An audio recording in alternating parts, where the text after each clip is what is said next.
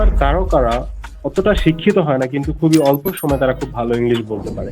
কারণ হচ্ছে হলো তারা যে কমন ওয়ার্ড গুলো আছে তাদের ব্যবহার ভালো করে জানে। যেমন দিন অর্থ হচ্ছে হলো ডে, দিনের ইংলিশ হচ্ছে হলো day actually.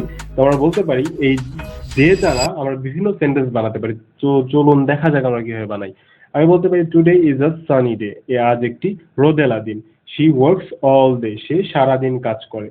What day is today, আজকে কি দিন, যেমন আজকে কি রবিবার, আজকে কি সোমবার, এরকম।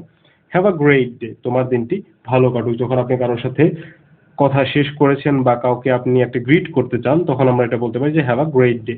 তারপর আমরা বলতে পারি the day was long and tiring, দিনটি দীর্ঘ এবং ক্লান্তিকর ছিল। আপনি আপনার ক্লান্তি প্রকাশ করার জন্য, আপনি আপনার তৃষ্ণা প্রকাশ করার জন্য এই কথাটি বলতে পারেন। আবার আপনি বলতে পারেন যে he will come one day, সে একদিন আসবে। কেউ যদি কোনোদিন আসে সেটার ক্ষেত্রে আপনি ডিন ইউজ করতে পারেন। এভাবে আমরা ডে শব্দটি বিভিন্নভাবে বিভিন্ন জায়গায় ইউজ করে থাকি।